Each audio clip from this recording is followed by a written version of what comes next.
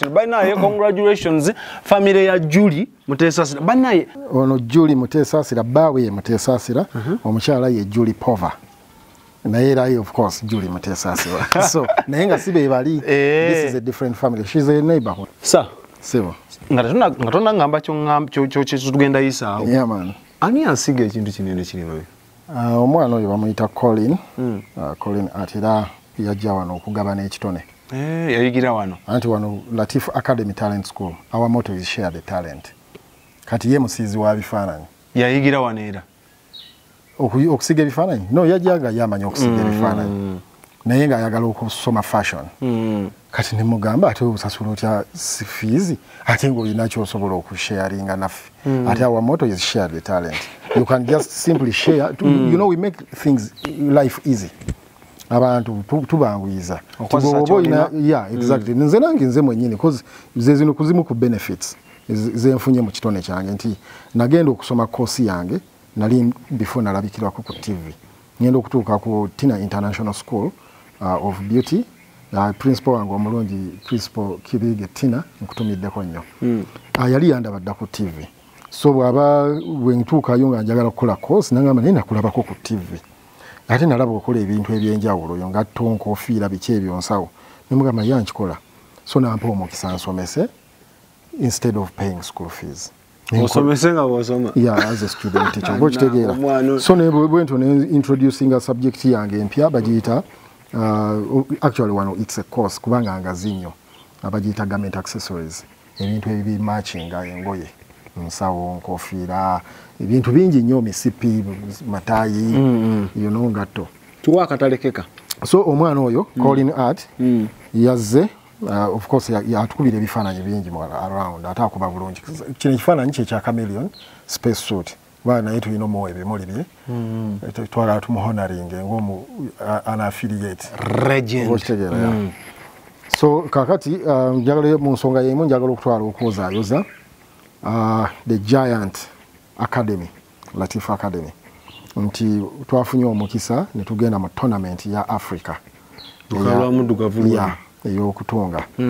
Era wano Uganda zino universities zino zonna za wano si baziri 15 Makerere YMCA Ismail Nkumba biki ezo zonna twazikwata Kaganda ne tuzikube ennume y'ekigo. Mwakuba mulengo. Twakuba mulengo fene tujjawo ennyonyi n'ekaaba paka Nigeria. Empaka gye zaabadde Lagos Nigeria. Era wabadde empaka zibayita Little Miss Top Model Africa.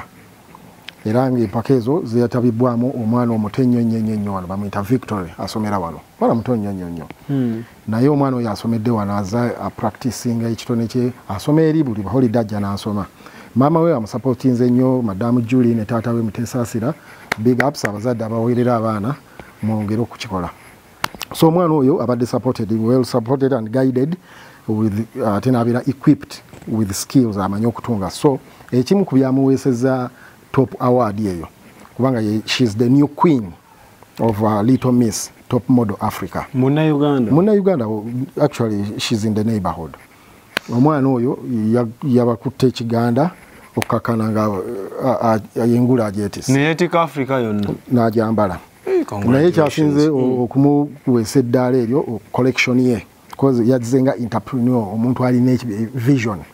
Nti kino ekintu kyasoma wano tasoma busomi si science si chemistry nti agenda bisomesa simanye literature. Agenda ku revisinga novel bikoma awafuwe bufubi luzungu ebyo byokufuwa oluzungu mbusimanyi omwana wange niyo mutwala twagenze eri ku swimming pool abana boogera oluzungu nobeera n'omukazi gaye okutwala omwana ku ssomero eddungi ayagala omwana ayogere luzungu n'asasula ssente z'atasobola na kufuna wabula n'azigaba omwana asoma oluzungu you can imagine olulimi. Congratulations. Congratulations. So congratulations, Victoria, Queen. Actually, she's a queen. Queen Victoria Mutesasira Flower. Upon your big achievement, profile yet and several. Never family yefanyo ku art ku talent. Yeah. So omwana oyo tugenda mukolera kibayita Victory Barbecue Victory Party. Egenda kubeera wano ku Reggae Embassy. dates zigenda kufuluma kubanga tulina omugenyi omukulu ali werwa waggwanga kakati tulina kati tulina okubeera nga tuli mu madaala awo wakati awo olunaku lugenda kuba lunyuvu bwe tuteekayo posti bannaaye mu saving a date mujje mu supporting ebitone kubanga twataddewo entrance entonotono abantu come and support it's basically to support the little girl n'abaana abalala tukubiriza abazadde namwe abatwetolodde we mulaba program eno muleete abaana bammwe bajje balabire ku mwana ono kubanga tumukozesanga ekintu to motivate others to inspire others ate era tagenda komawo agenda ba performingiramu kubanga naye atunga ku stage yatandika dda ku course ye ya aerospace and arithmetic design. So mwena bakubiriza mutusale ku wano ku Reggae Embassy kigenda kuba kinyuvu okkirizibwa okujja n'akasigiriko kubanga twakikoze nga kyanjawulo okkirizibwa okujja n'akasigiriko n'ennyama yo kasita tebanga si mbisi manya mbizi yaman kani manya kwa mbisi ngate sigiri yacho ba ate nendo ze biba twatandise do bifune twatufunye egena ku featuring a fruit party Rasta fruit party tujja kubirako ne Rasman's prayer esala ya balast Rasman's prayers musaba ni katonda ngana figo tusaba tetusaba fe tubeera mu ttendo tutendereza mutendereza tuwe olimba kubanga atwewuunyisa ebintu bye yakola ku nsi bye tuwe olimba lumu lw'ettendo mujje kuolo ngenda bayimbiramu ngenda basuniramu jjajja kayansomesa gita ne keyboard mujje kuolo monde ngenda kusigenda kutunga kubanga Victoria ngenda kutunga. Okay, congratulations tugenda kubeerawo nga expo era kuolo lunaku banera tifu notatugamba tugenda kuba tusikaasikanya ebifi muganda wange alhamdulillah nange ngamba singa bajja batonotono nsobola okulya ebifi ebiwera mubeere bulungi mukama katonda omulungi abatukuumire we love you. Expo TV to the world.